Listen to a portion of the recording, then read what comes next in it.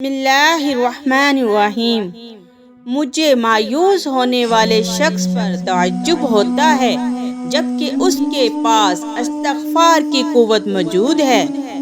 لوگ جتنا بھی دل دکھائیں یہ یاد رکھا کریں کہ جب اللہ کے بندے ہمیں توڑتے ہیں تو ان کا توڑنا ہمیں اللہ سے جوڑتا ہے۔ کسی کا دل اتنا مت دکھاؤ کہ وہ اللہ کے سامنے تمہارا نام لے کر رو پڑے، کیونکہ ٹوٹے ہوئے دلوں سے نکلی آہ عرش تک جاتی ہے۔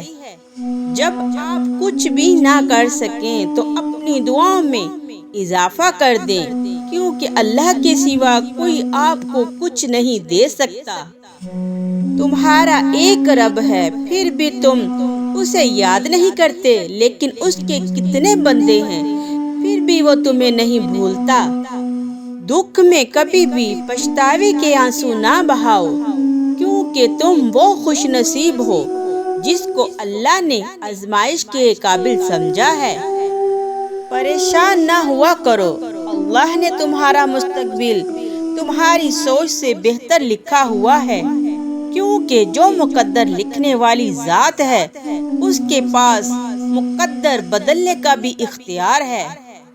یہ دنیا بھی کتنی عجیب ہے، ایماندار کو بیوقوف، بے ایمان کو عقل مند اور بے حیا کو خوبصورت کہتی ہے۔ صرف دو لوگ مقدر والے ہوتے ہیں، ایک وہ جنہیں وفادار دوست ملتا ہے اور دوسرا وہ جن کے پاس ماں کی دعائیں ہوتی ہیں۔ تمہارے والدین تمہیں بچپن میں شہزادوں کی طرح پالتے ہیں، لہٰذا تمہارا فرض بنتا ہے کہ ان کے بڑھاپے میں ان کو بادشاہوں کی طرح رکھو۔ سب سے بڑا جاہل وہ ہے جو ایک پتھر سے 2 دفعہ ٹھوکر کھائے۔ بہت سے انسان ایسے ہیں جنہیں زبان نے موت کے گھاٹ اتارا ہے۔ محبت کا اصل حقدار تو اللہ ہے، بس تم اسی کے آگے جھکو، وہ تمہیں کسی کے آگے جھکنے نہیں دے گا۔ دوسروں کے محل میں غلامی کرنے سے بہتر ہے کہ انسان اپنی جھوپڑی میں حکومت کر لے۔ جب حق پر رہتے ہوئے تمہاری مخالفت حد سے بڑھنے لگے تو سمجھ لو اللہ تمہیں کوئی مقام دینے والا ہے۔ تم خود اپنی دعاؤں سے ہی اپنا مقدر لکھتے ہو اور تمہاری دعائیں ہی تم تک وہ سب لے آتی ہیں جو تمہارا نصیب تمہیں نہیں دلا پاتا۔ کچھ رشتے اللہ خود ختم کرتا ہے تاکہ ہماری زندگی خراب نہ ہو سکے۔ بے شک وہ جو کرتا ہے بہتر کرتا ہے۔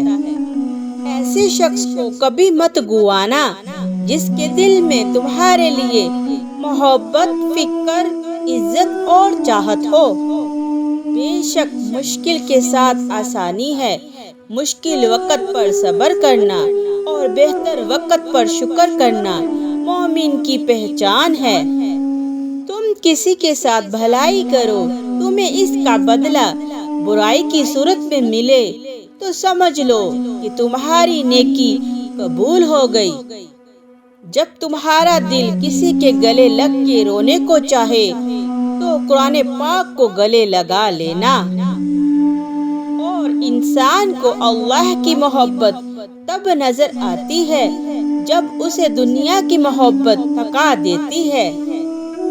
اے میرے رب العالمین، یا رحمان یا رحیم، پوری دنیا پہ اپنا کرم فرما اور ہم سب گناہ گار بندوں پر اپنی رحمت کی نظر فرما اور ہمارے کبیرہ صغیرہ گناہوں کو معاف فرما اور ہمارے دلوں میں نبی کریم صلی اللہ علیہ وآلہ وصحبہ وسلم کی محبت اور اپنی محبت پیدا فرما اور حضرت علی رضی اللہ تعالیٰ عنہ کے ان پیارے فرمان پر عمل کرنے کی توفیق عطا فرما۔ بے شک تو ہر چیز پر قادر ہے، ہر چیز پر قدرت رکھتا ہے اور ہم سب کی دعاؤں کو قبول کرنے والا تو ہی ہے میرے مولا، ہم پہ رحم فرما۔ جزاک اللہ خیرہ۔